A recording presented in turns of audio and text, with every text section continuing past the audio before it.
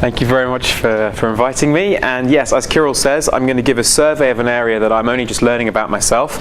In particular, all of these results are known. None of this is my own research. The other thing I need to apologize for is that last night, as I was preparing this talk, I managed to snap the cable for my laptop power charger, so I didn't have access to the internet. So all of these formulae are kind of dug out of my memory, so they may well be factors that are wrong. Anyway, here's the first formula where the factor definitely isn't wrong. So what's the talk going to be about? Well, I'm going to discuss Einstein metrics, complete Einstein metrics, where their behavior at infinity is prescribed in some way. And for the majority of the talk, I'm going to use as kind of the model at infinity the geometry of hyperbolic space. So let me just begin by reminding you what the hyperbolic metric looks like. So there are lots of different ways of writing this metric down, but here's the one that I'm going to pick. So this is a metric on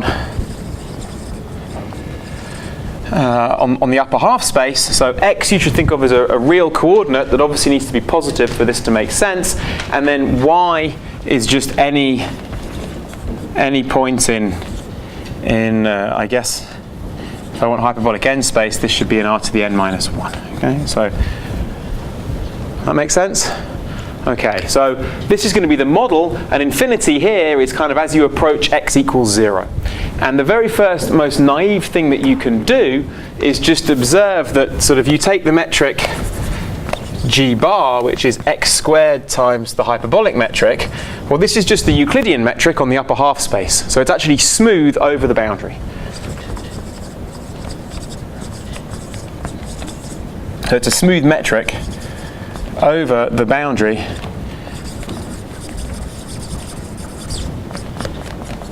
x equals 0, and so this leads to a definition of a class of metrics which kind of generalize this behavior. So let me just give you this definition. So what am I going to be talking about? I'm going to have a manifold M, which is the interior of a manifold with boundary.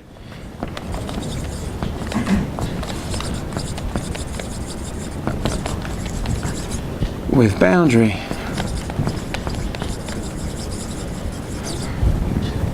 So let's call this manifold with boundary M bar.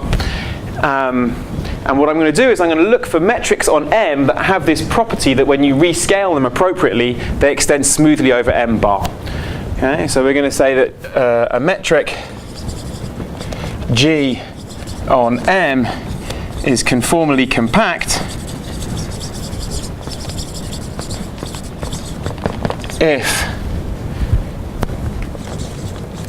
given a boundary defining function x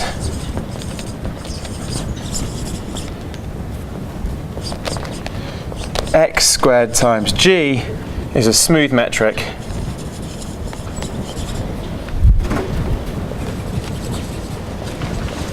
on the whole of M bar. Okay, so maybe I should just also tell you what a boundary defining function is.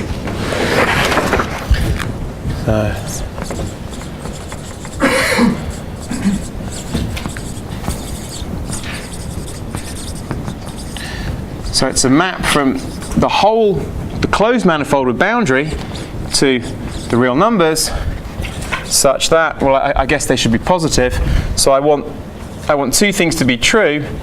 The points where this function vanishes are exactly the boundary. Okay, and I want it to vanish to first order on the boundary. So the derivative of x is non-zero at points P in the boundary. Okay? So that's exactly what we have with this x coordinate up here in hyperbolic space. Okay? Okay, so a conformally compact metric, every time I write, it's conformally compact if when I take a boundary defining function, I scale the metric by the square of this function, the metric should be smooth over the boundary. So it's not difficult to convince yourself that it doesn't matter which boundary defining function I chose here to test conformal compactness, because any two just differ by a function which is smooth on the whole of M bar. Okay? And it's also not difficult to convince yourself that these metrics, they're complete. Okay? If you have a conformally compact metric, then the fact that it has this sort of double pole on the boundary is telling you that the points on the boundary are infinitely far away. So the metric is going to be complete. Maybe I should say that. These metrics are complete.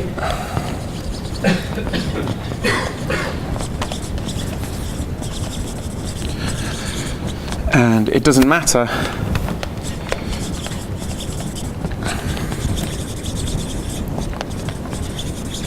what boundary defining function you use,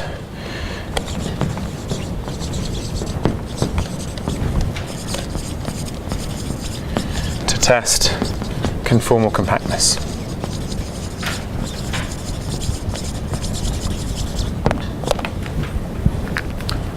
Okay, so the next thing to say is that when you have one of these conformally compact metrics, the infinity, this boundary, inherits automatically a special geometry. Okay, so why is that? Well, if I multiply my metric by this x squared, I have a metric which is smooth over the boundary. So now I can just restrict that metric to the boundary, and I get a new metric just on the boundary. Okay? But of course, I could have chosen any different boundary defining function to play this game, and I'll get a different metric on the boundary if I change the boundary defining function. But these two different x's, x and x hat, they differ by the product of a function that's not 0 on the boundary. Okay? So all that I'm going to do is I'm going to scale the metric I get on the boundary. So the metric's not well defined, but its conformal structure is. Right, what do I want to say here? So put g bar to be x squared of g. This is smooth metric on m bar, and so I can take h to be this metric just restricted to the boundary. So this is a metric on the boundary. Okay? If I use a different conformal a different boundary defining function,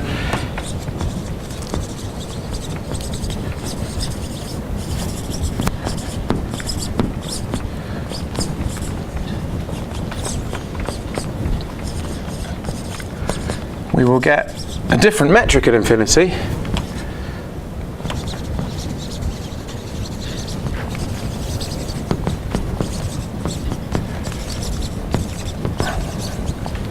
We'll get f squared times h, okay? But it'll be conformally equivalent. But the conformal class doesn't change.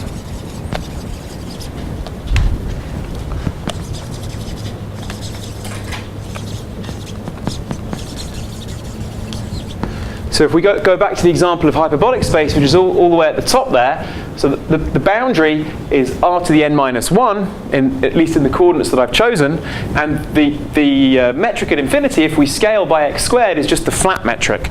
So what we're seeing is that the boundary of infinity, the sort of geometry at infinity of hyperbolic space is flat. Okay? So you can use other models for hyperbolic space. For example, if you use the Poincaré ball model, then the boundary looks like the sphere, and you rescale by something like 1 minus the radius squared, all squared, and then you see actually the round metric on the sphere. But the round metric and the flat metric, they're conformally equivalent. The round metric on the sphere is conformally flat, so this is a kind of example of this phenomenon. Okay, so what we're really interested in is Einstein metrics. And we're going to try and mimic them by looking at formulae that look like hyperbolic space. So this is a special class of conformally compact metrics. So a special case of this. So these metrics are called asymptotically hyperbolic.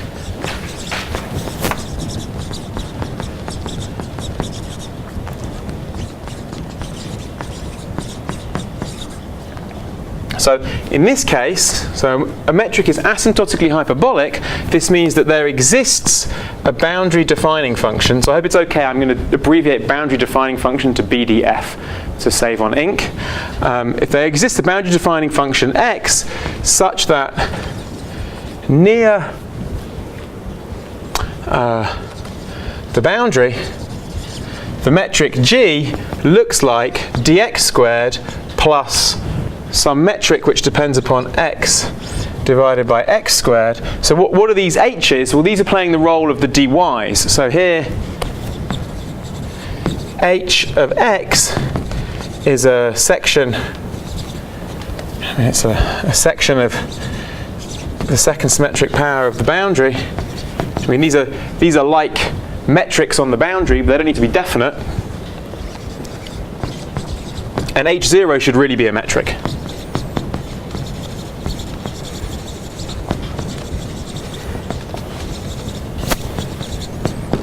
Okay, so you can see that these guys are obviously conformally compact, because if I multiply through by x squared, then I have a genuine smooth metric all the way over the boundary. And this h0 is a metric representing the conformal class at infinity of this metric. Okay? And what's special about these guys is that you can choose the coordinate such that there's no coefficient here. Okay? In general, you might expect to have some function of the boundary variables in front of here. Okay? But in this special case, you don't. And these guys are called asymptotically hyperbolic because their sectional curvatures all converge to -1 as you run to the boundary. So.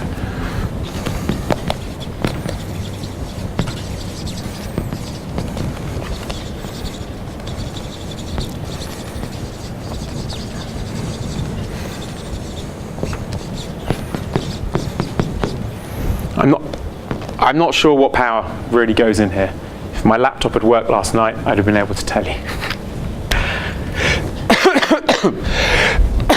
So you should think of these metrics as metrics which look asymptotically like they're hyperbolic.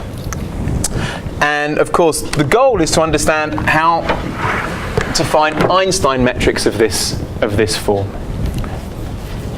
Sorry. Yes. At this stage, is there a condition on the topology of a boundary of R? No. No. In fact, I probably won't ever mention anything like this. I mean, in the space-time context, one makes the distinction between asymptotically locally something and asymptotically something. So I see. So here it's asymptotically something. It's not asymptotically locally something. I mean, you're talking about, for example, asymptotically Euclidean and asymptotically locally Euclidean and asymptotically flat and things like this, right? Yeah, let's say suppose you made those y's periodic. Would they in this context still be called asymptotically hyperbolic or asymptotically locally hyperbolic? That would be called asymptotically hyperbolic still. Yeah. Yeah. I mean, I'm not sure you can. Right. Yes, that would be asymptotically hyperbolic. Yeah. Another question. You mentioned that one now wants to look for Einstein metrics of this sort. Because there can be Einstein metrics without boundary, right? The question is, how many of Einstein metrics are of this sort, or how typical is it for Einstein metrics with a boundary to be of this sort? I would more. Right, so I'll come to the philosophy of why you would do this in a minute. Okay, so or maybe I'll discuss the philosophy right now. Okay, so this all goes back to work of Fefferman and Graham.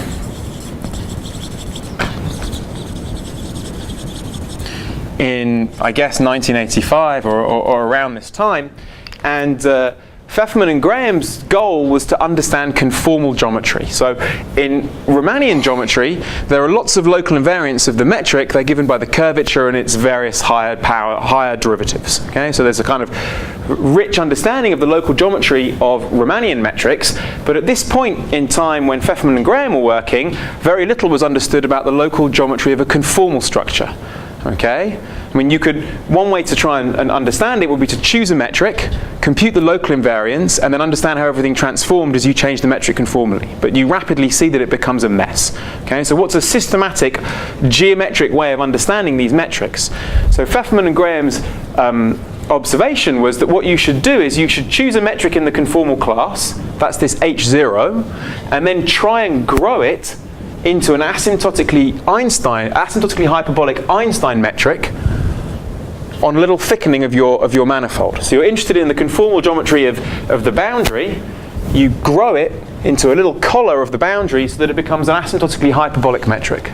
Okay? And then this thing here is supposed to play the same role as hyperbolic space plays for the conformal geometry of the sphere. Okay? So there's a very strong link between the conformal geometry of the sphere and the Riemannian geometry of hyperbolic space. And this is what Fefferman and Graham were trying to generalize to arbitrary conformal structures. So assuming you can do this, you can then take the Riemannian invariants of this guy, this Einstein metric, and they become, hopefully, conformal invariants of the original metric that you first thought of. Okay? So what I'm about to describe is something called the Fefferman-Graham expansion, and it's a little bit technical, and I'm going to avoid most of those issues by just picking a dimension in which life is a bit easier, and it's also the dimension in which I'm most interested in this construction anyway. So let's just fix the dimension of the bulk to be 4. Okay? So it turns out that in odd dimensions, you get additional terms in the expansions involving logs, but in even dimensions, you just get power series in x. Okay? So what you do is you just try and solve this problem formally. So the aim is to find hx such that this metric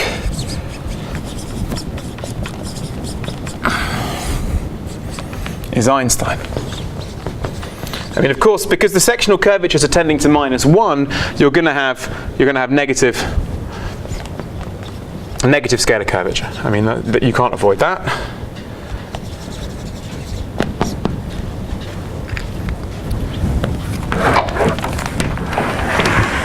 So the Fefferman-Graham expansion, they solve this problem formally.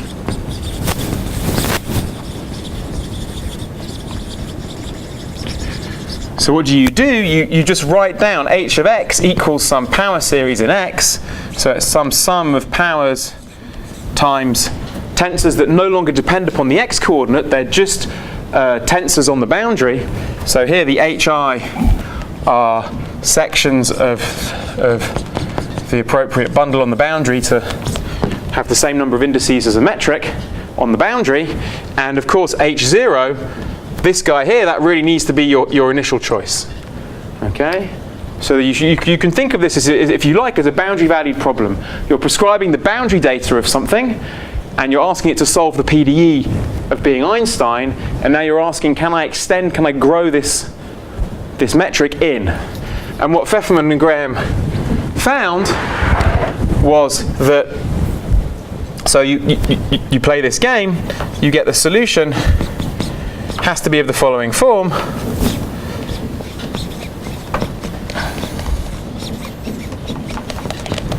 So first of all, the h1 term vanishes. You get this out of the equations. You just expand the equations in terms of powers of x, and you see what happens. h1 vanishes. I guess h2 is completely determined by h0. So h1 vanishes. h2 is built out of the curvature. Built algebraically out of the curvature of h0, and then something mysterious happens. Well, it's not mysterious when you think about it in the right way. You find that this h3, it satisfies certain conditions, but it's not determined purely by h0. So I guess you need the trace of h3 to vanish. And I think I'm right in saying it needs to be divergence free, but it's otherwise free. So it's undetermined by the equations.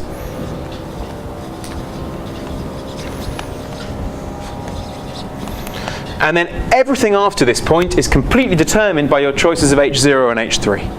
Okay? Everything else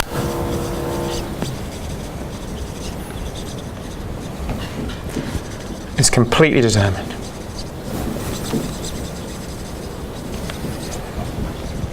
By h0 and h3. And so formally you can solve this problem, yes? So very nicely, so if I were to give x a dimension of length, let's say. Yes. So hi should have the dimension of 1 by length to the I, is that correct? I guess, yeah. So, okay, good. Yeah. And that's good because curvature has that dimension. Right. And this is curvature of, yeah, absolutely. Yeah. Right, so what was I saying? So you fix your H0, and then you seem to have this freedom in H3. So how should you think about this? Well, let's just sort of go back a step and become much more naive. What we're trying to do is solve a second-order boundary value problem. Okay, so let's think of harmonic functions. Okay, so if I have a domain in Euclidean space and I want to solve the harmonic function equation, I can prescribe the values of the function on the boundary. Okay, so that would be the analog of prescribing the H0, and then I get a complete solution. There's a unique solution. So what's this H3? Well, that's because we're only doing the formal problem.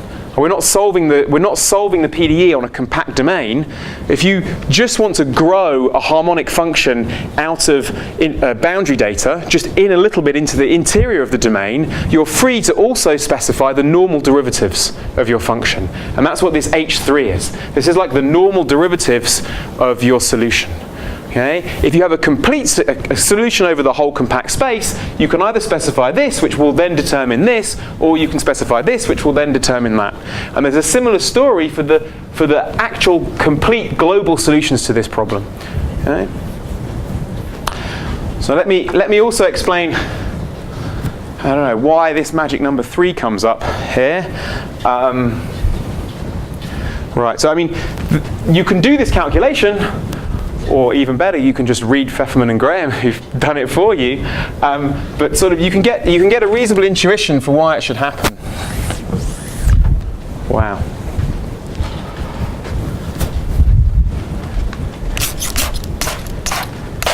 Have you changed the pen since I last came? I really don't remember this problem last time.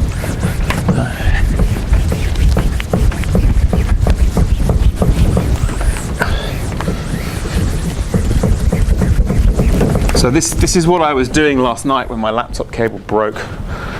So let's consider a much simpler problem. Let's just consider harmonic functions on hyperbolic space. Okay, so let's look at the hyperbolic Laplacian, and it turns out it has the following form. So I really hope I made this calculation correct, because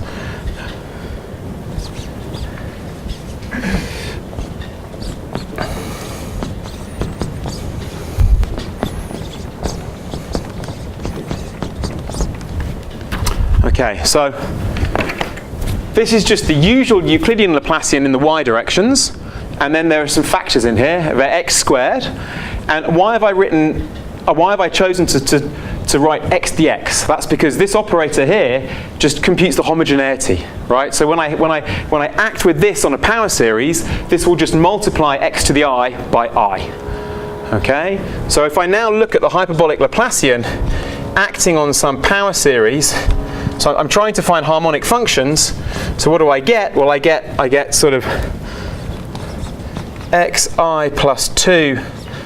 So these functions here, they only depend upon the y's, okay? And I've expanded them as a power series in x's. So you have a minus there in front of x dx squared, right? Yeah, that's because I'm a geometer, so my Laplacian is minus d2x by dx squared. I want the guy to have positive eigenvalues on a compact manifold, because positive is nice, right? If you choose to write it in coordinates, you'll see some minuses, but that's your fault. Okay, so we get this term here, which we can't avoid, that actually differentiates the f's in the y directions, but that's, lo and behold, that's the way it works. And then we have I squared minus 3i times fi. Okay, I guess this is all multiplied by xi. Okay? So now you can read off the fi's from their lower, or from f's further on in the expansion.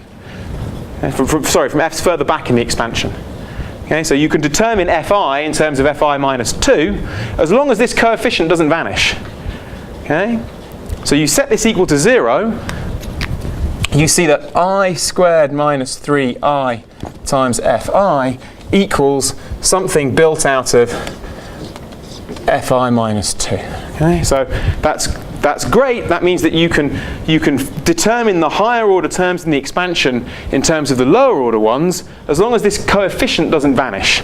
And this coefficient is what's called, this polynomial is the indicial polynomial, and it has 2 roots because your operator was second order, and these 2 roots, they're integers that tell you exactly the orders at which you have to specify the information, and they're 0 and 3. Okay, which is why we're seeing 0 and 3 here, morally.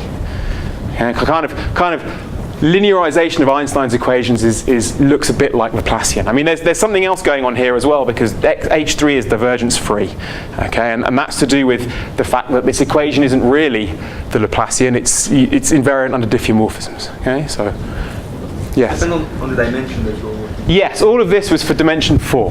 So if I use different dimensions, the formula for the hyperbolic Laplacian, this number changes, and you'll see that you get a different, and the same thing happens in the Fefferman-Graham story. So in dimension 6, this goes on up to x to the 5, and then it's that term that's undetermined. Okay.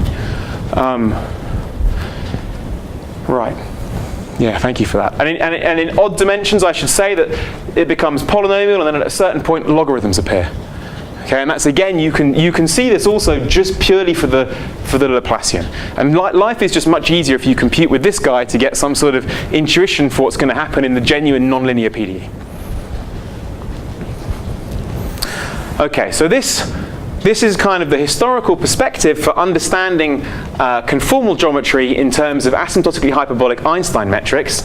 And then, I guess, particularly since I'm talking to physicists, so this is the mathematical reason why this problem is interesting, but I mean, sort of, a kind of, from a mathematician's point of view, much more sophisticated reason to be interested in this is the ADS-CFT correspondence. So I'm going to say almost nothing about this, because I'm probably in a room full of experts on this subject, and I know next to nothing about it. But this was introduced by Mulder Senior, if I'm correct, and then further worked on by Witten, and then hundreds of people afterwards. And the idea is that when you have one of these Einstein asymptotically hyperbolic metrics, you should think of there being an equivalence between two field theories. One of the field theories you can describe purely in terms of the conformal geometry of the boundary, that's your conformal field theory. And the other theory is in terms of the Riemannian geometry of the Einstein metric on the interior, that's this anti-de Sitter space here. And these two field theories that a priori have nothing to do with each other, they're actually equivalent. Okay, so this is a kind of an example of the sort of phenomenon that Fefferman and Graham were studying, but it's a much more non-local version. So Fefferman and Graham deduced conformal invariants of the boundary come from Riemannian invariants of the interior. This is a kind of quantum field theoretic version of the Fefferman-Graham correspondence. Okay, so these metrics, they're big news both in mathematics and in physics. Okay, so let me just give you the formal definition. So I told you what asymptotically hyperbolic was. I should. Right, if I keep pushing these up, I have to wipe them off half as often. Okay, so definition. So an Einstein an asymptotically hyperbolic metric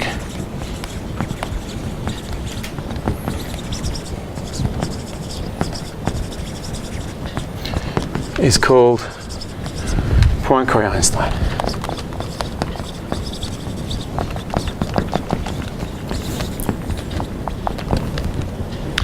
Okay, so suppose you're a physicist who is really interested in conformal field theories. You take your conformal 3-manifold, let's say, and you want to apply the ADS-CFT to turn your impossible calculation into something much simpler over a Riemannian 4-manifold.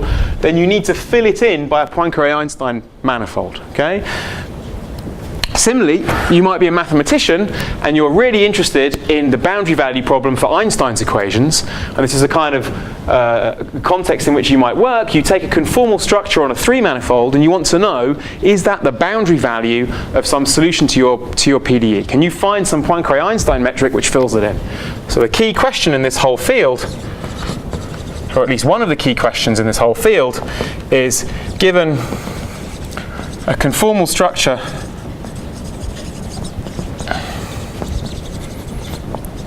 on X, let's say a 3-manifold. I mean, you can ask this question in every dimension, but I'm focusing on the dimension that I like, that I'm interested in. So given a conformal structure on X3, is there a Poincare-Einstein metric on M, on the interior of M bar with conformal infinity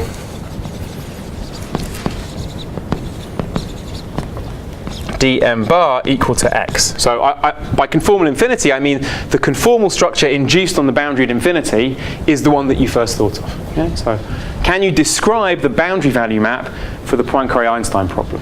Okay? If this guy exists, is it clear that it's unique, or what is known? No. No. No, I guess not.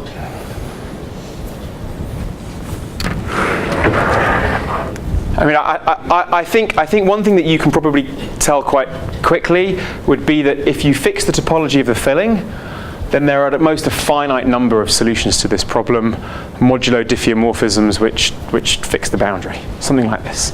There'll be some. Yeah, that would be my guess. But even there, I feel I'm on shaky ground. Okay, so let me tell you one thing that we know about this problem. So this is a theorem of Bicard and Anderson and Lee. So I think that all three of these people worked independently. Again, I'm a little hazy on the history. And they proved the following result. So let's assume we've already solved the problem. Okay, and then let's see what happens infinitesimally. So let G be Poincare-Einstein on M with conformal infinity, C on the boundary of M. Okay, and now what I'm going to do is I'm going to take a conformal class on the boundary which is very close to C. Okay, and then I'm going to ask, can I find a Poincare-Einstein metric that's very close to G, which fills that guy in? And Bicard, Anderson, and Lee, they tell us that you can. Okay, so if C dashed is another conformal structure on X sufficiently close to C, then there exists Poincare-Einstein metric G dashed, and I suspect if you ask for G dashed to be very close to G, then the solution will also be unique. So this is close to G with conformal infinity C dashed. So at least infinitesimally we can solve the problem. Okay. So how might you solve this? How might you prove this theorem? Well, when you're talking about small deformations, it all just comes down to linearizing the equations. So you linearize the equations, and then this is just a statement about linear boundary value problems. The only thing that makes it complicated is that these operators, they're not nicely elliptic. If you look at the sort of thing that you get, everything vanishes as you run to the boundary. So you can't just apply standard theory of elliptic operators. You have to work in some souped up theory of differential operators which compensates for this degeneracy. But this theory now exists. I guess it was constructed over the last 20 or 30 years, and it enables you to prove this sort of result. But at least intuitively, it seems kind of clear. You move the boundary values, you'd expect to be able to follow it a little bit. Pardon? In a unique way, provided you demand that this G dash stays close to G. I think so, yeah. I mean, this is a bit like saying the linearization is the Laplacian. Once you've gauge fixed, okay? This guy won't be, it won't be unique on the nose because you could move it by diffeomorphisms which are the identity on the boundary. But if you also demand it to be in Bianchi gauge with respect to G or something like this, then it'll be unique. And that's the same thing as really saying I linearize these equations. They're not elliptic, but they are when I put in some gauge. Right.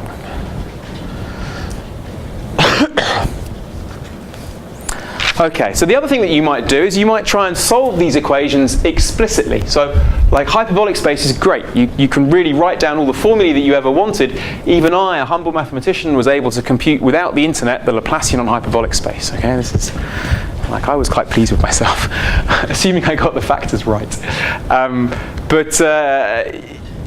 This sort of abstract existence result is not so useful for doing calculations. You might want to explicitly have some metrics which are Poincare-Einstein, and so some of these have been found as well. Maybe I don't even need the. So let's look at some explicit examples.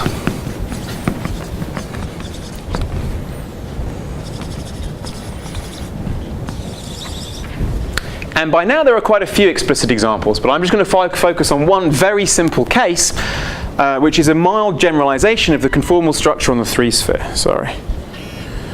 Okay, so I'm going to write sort of from a mathematician's perspective, I think of the three-sphere as SU2, and I look at left invariant 1 forms. But I mean, you have these, I guess they're the Euler forms or something. So you have these three, you have a sort of trivialization of the cotangent bundle of the three-sphere. So you have these 3 1 forms that solve the sort of the right equations like this. Okay? D of sigma 1 is sigma 2 wedge sigma 3, and so on and so forth. And then the standard metric on the three-sphere, sort of GS3, is just sigma 1 squared plus sigma 2 squared plus sigma 3 squared. This is the round metric on the three-sphere. Okay? And the roundness comes from the fact that there's a 1 here. Okay? But now I could also look at other conformal structures on the three-sphere where I just scale these differently. Okay? So you could try G, I don't know, these should be H's really, because they're the conformal structure at infinity. So we could look for, I don't know, let's look for H equal to sigma 1 squared plus C2 squared sigma 2 squared plus C3 squared sigma 3 squared. And since I only care about conformal geometry, I've rescaled to make the coefficient of sigma 1 squared 1. Okay, it's only the conformal class of this guy that matters. Okay? And now I can ask, is there a Einstein metric on the 4-ball which has this as its conformal infinity? So this is due to Hitchin. So there exists an SU2 invariant Poincare-Einstein metric on the 4-ball. So how does SU2 act on the 4-ball? Well, I can just think of it as the unit sphere inside C2. Okay, so that tells you how SU2 acts with conformal infinity. I mean, it's unique if you demand SU2 invariance with conformal infinity H. Okay, so for any choice of C2 and C3, but of course they better both be bigger than 0 or non-zero or whatever. So how do you solve this problem? Well, the action of SU2 on the 4-ball, its orbits are just all of the concentric 3 spheres. Okay, so it's a cohomogeneity 1 problem, and it comes down to an ODE. Okay, so you try and solve this ODE, and the fact that I'm giving Hitchin's name to this theorem tells you that this ODE is fearsomely difficult. Okay, and in fact he managed to solve it using twistor theory. Okay, so I'll come back to that in a minute, but you can write down an explicit solution to this problem, provided you consider theta functions to be explicit. Okay? C2, C3 don't have to be equal. No, arbitrary. Metric is explicit in terms of theta functions. Okay, so I'm moving historically backwards actually, because the next explicit example I'm going to give you is exactly that situation. When C2 equals C3, this problem was already treated by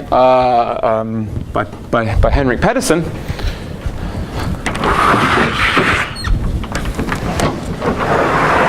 So even more explicit.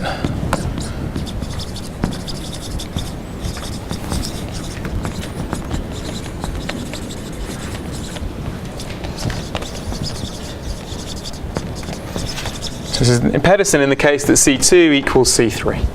Okay, so obviously when C2 equals C3 equals 1, then it's just hyperbolic space. But let's see what happens when C2 equals C3. So this is called the triaxial case, and this is called the biaxial case. And it turns out that in the biaxial case, you really can explicitly solve the ODE. Okay. And this is the sort of thing that I would absolutely never do in a maths lecture. I'm going to write down the formula for the metric. Okay.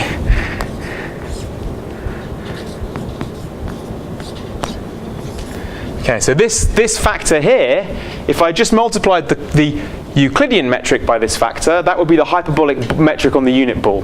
Okay? So now it's not that, it's the following.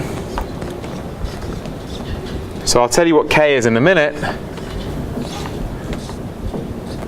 So I really hope this formula is correct, because I didn't have the internet to look it up, so I asked one of my graduate students to do it for me. And this is what they told me. And at least it has the right properties for what I'm about to say. Besides, Kirill already said any mistakes I make are his fault, so.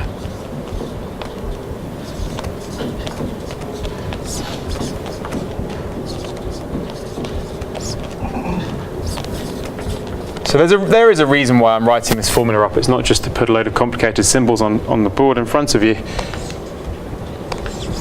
Okay, so here K is just some constant. Let me write it here. K is some constant that goes between -1 and infinity. Okay? So if K was 0, this would just be hyperbolic space. Okay.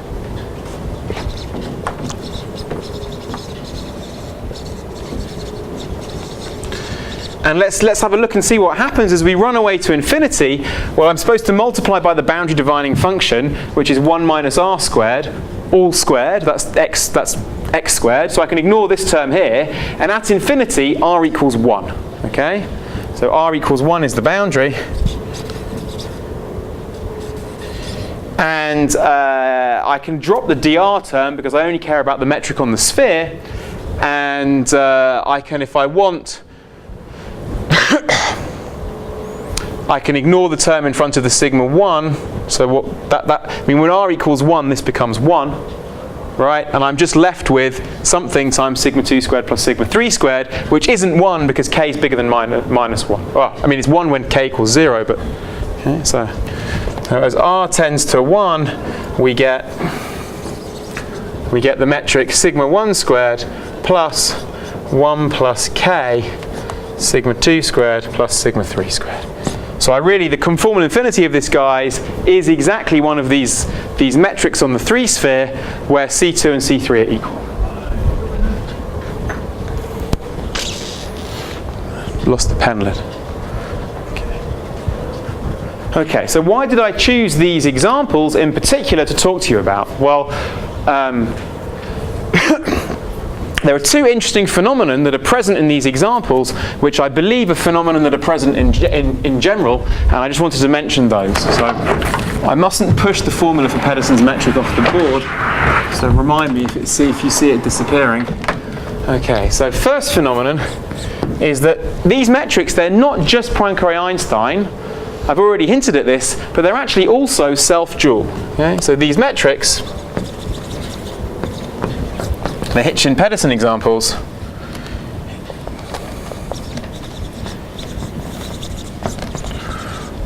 they're self-dual. And in fact, that's how they found them. They found this ODE using twistor theory. And twistor theory is specifically constructed to finding self-dual metrics. And it doesn't do so well if the metric's not self-dual. Okay? And this was particularly important in Hitchin's work. Okay? So you can ask yourself now, there's this key question that I've just pushed off, I haven't, just up here. You can ask yourself, when can you fill in a conformal structure? It's just occurred to me, in a maths audience, I'd probably need to explain what a self-dual metric is, but maybe not to physicists, right? Everyone know what a self-dual metric is? I can carry on, yeah? Okay. So you can ask yourself a similar question of this analog of this key question. If I give you a conformal structure on a 3-manifold, can you fill it in by a self-dual or anti-self-dual Poincare-Einstein metric? Maybe these guys are anti-self-dual. I mean, it's a question of orientation, but whatever, right? So,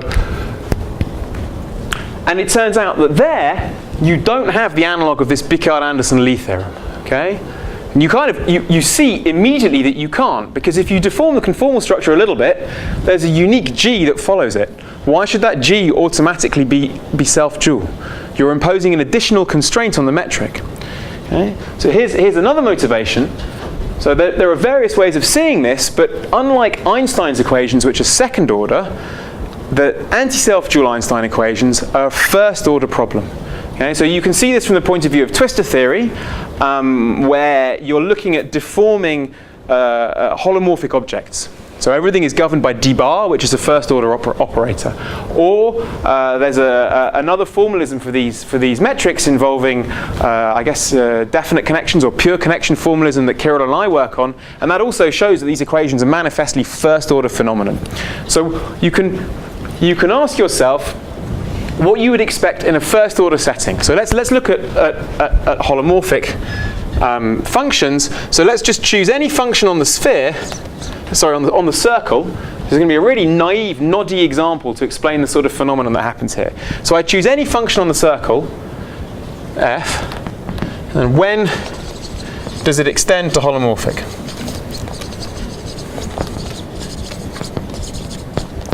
On the whole disk. Okay, it's a very simple question, and it's a kind of toy model of this question that we're asking here. And the answer is pretty simple. I just write down the Fourier coefficients of f, and there better be no negative modes, because the negative modes, they multiply by z to the minus something, which will blow up at the origin of the disk, whereas the other ones will all extend nice and smoothly over the interior. Okay, so it's so no negative Fourier modes. And this is kind of what this is saying is that the equation is so if you think about a second order equation, you're allowed to prescribe the boundary values. The order is 2, and you're allowed to prescribe one thing on the boundary, and 1 is half of 2. Here, the order is 1, and you're allowed to prescribe half of the boundary values. You're allowed to prescribe the positive Fourier modes. The negative ones are then forced upon you by the equation, and that's okay because half is half of 1. So in boundary value problems, you can prescribe half of the data on the boundary. So you would expect the same thing to be true here, and indeed this is a theorem of Bicard in the following very special setting.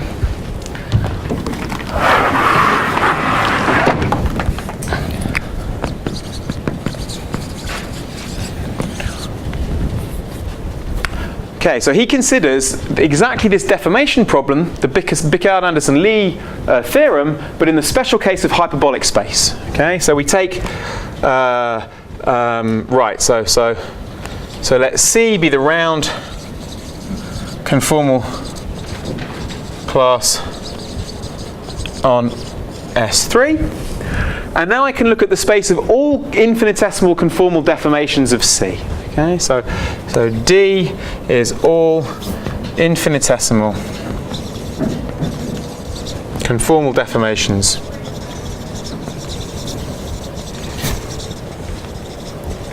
of C. I mean, if you like, you choose the round metric itself on the 3-sphere, then these are just trace-free sections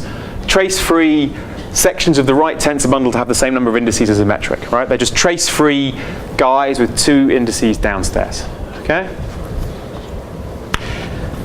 So what you would expect is this space splits into 2 complementary pieces corresponding to positive and negative Fourier modes, and exactly half of them are tangent to those deformations of the hyperbolic metric, which remains anti-self-dual. Okay. So it turns out that D splits into 2 pieces, D plus D minus. Okay. And these guys are tangent to self-dual deformations of the hyperbolic space, and these guys are tangent to anti-self-dual deformations. Okay. So then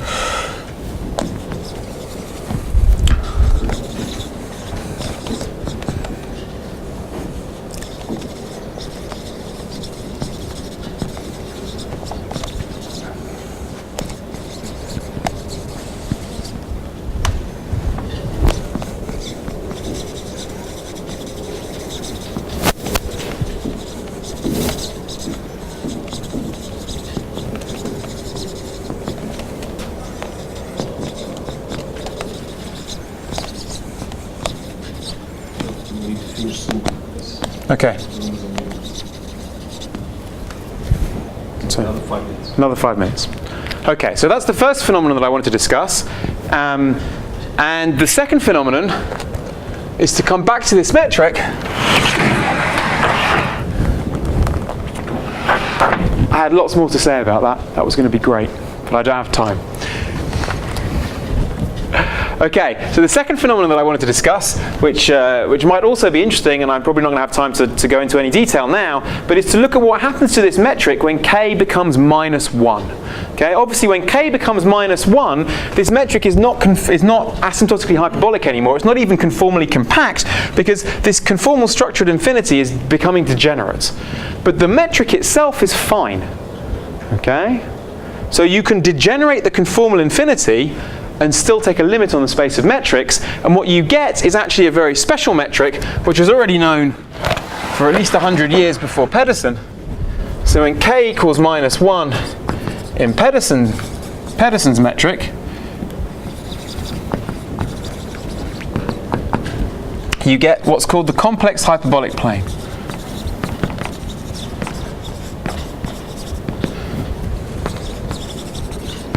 Okay, so if you look what happens when k equals minus 1, you can see that what's really happening is that pieces of the conformal structure on these concentric spheres are blowing up at different rates. There's a piece that's blowing up at higher order, which is the sigma 1 squared, and then there's a piece that's blowing up at a lower order, which is the sigma 2 squared plus sigma 3 squared. Okay?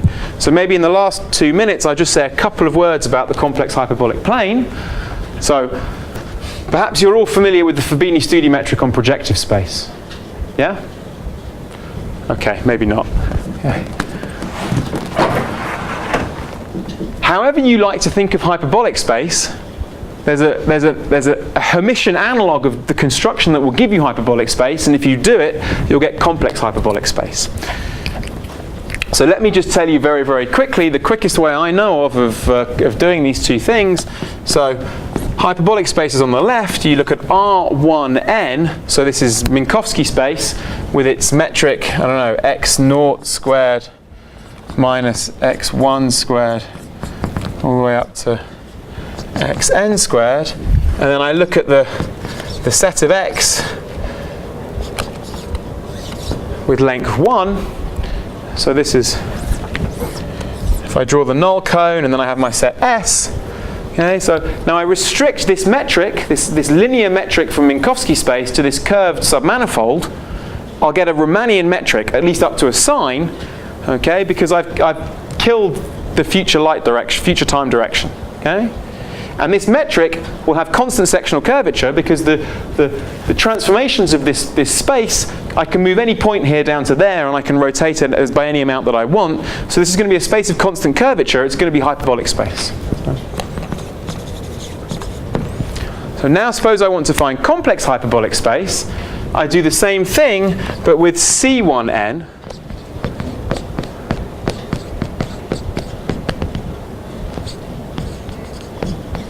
And now there's a small subtlety. So if I look at this space S, this time there's a degenerate direction, okay? And that's because I can rotate these coordinates by an element of the circle without changing their norm, okay? And these circle orbits on S, the metric is degenerate in those directions. It's a null vector, okay? But if I divide by the circle, then I get the complex hyperbolic plane. So this guy is negatively curved and it has constant holomorphic sectional curvature. And it's not got constant, its sectional curvatures move between -1 and -4 depending on whether the two plane that you're looking at is complex or not. But this with n equals 2 is exactly this metric here. So I've just, in the last minute that I have, let me say that there's a specific geometry at infinity of these guys, which is not a conformal structure anymore because we just said that different components of the metric are blowing up at different orders. Instead it's something called a CR structure, and you can ask all of the questions that we asked about conformal geometry and Poincare-Einstein fillings, you can ask again, but instead you look at metrics with different asymptotics that mimic this metric, the complex hyperbolic metric, filling in these CR structures. So in particular, you could ask, is there an analog of ADS-CFT for these different geometries at infinity? So this is a much more recent subject of research, largely initiated, I guess, by Picard.